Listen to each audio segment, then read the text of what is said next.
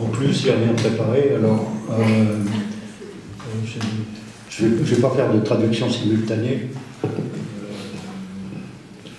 Oui, alors, évidemment, cette initiative de colloque est très importante parce que cette question du sacré et de la religion, c'est pas la même chose.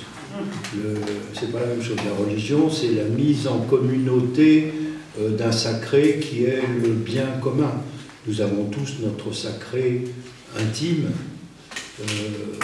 et le sacré, c'est le nom, en quelque sorte,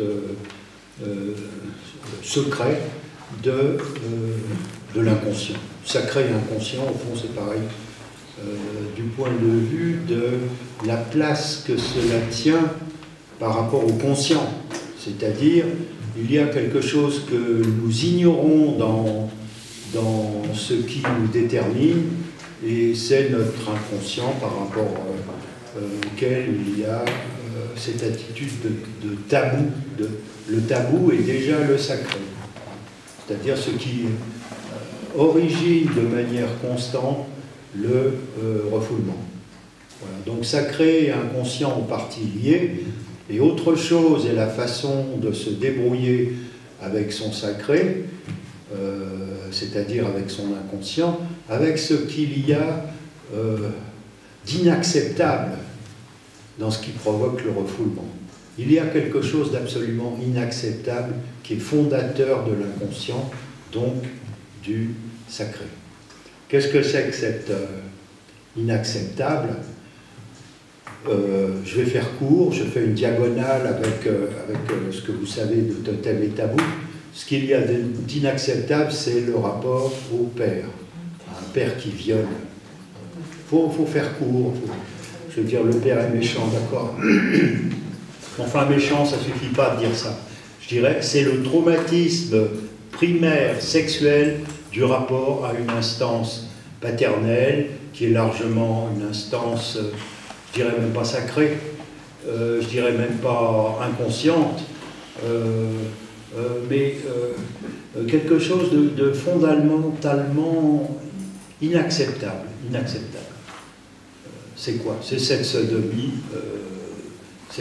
première par rapport à laquelle s'est produit le refoulement originaire, donc l'inconscient, donc le sacré, qui se collectivise dans un certain rapport religieux au semblable pour justement refouler ce sacré.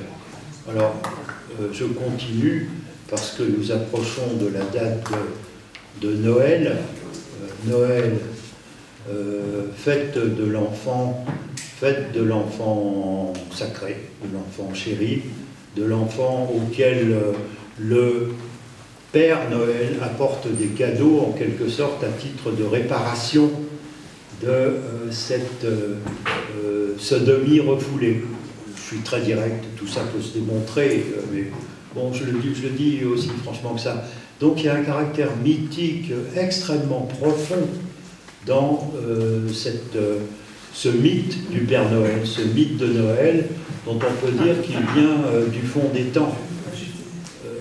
Le mythe du Père Noël, c'est son ancêtre le plus lointain, c'est le mythe d'Osiris, Osiris démembré et ressuscité. C'est Dionysos, le dieu cannibale qui est finalement cannibalisé. C'est le Christ qui est crucifié pour ressusciter. Vous voyez cette double opposition qui se retrouve encore dans le mythe du Père Noël, c'est-à-dire, il est né le divin enfant, c'est, je dirais, les fondamentaux de l'infantile dans notre présent mythologique.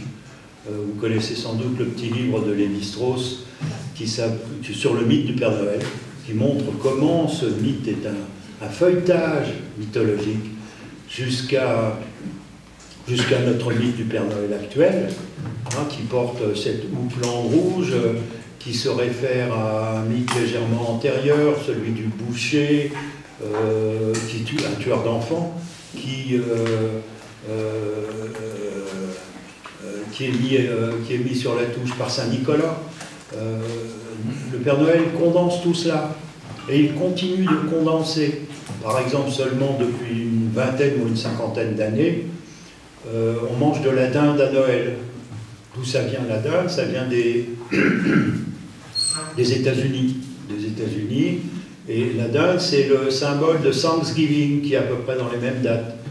Thanksgiving, c'est quand les immigrants Quakers arrivent sur les rives de l'Amérique, ils meurent de faim, les Indiens leur apportent des dindes. C'est un animal qui n'existe pas en Europe, la dinde. C'est une importation récente. Et dans les années qui suivent, les immigrants ayant mangé de la dinde massacrent les Indiens. Voilà. Donc là encore, il y a ce mythe qui décalque la mort et la résurrection.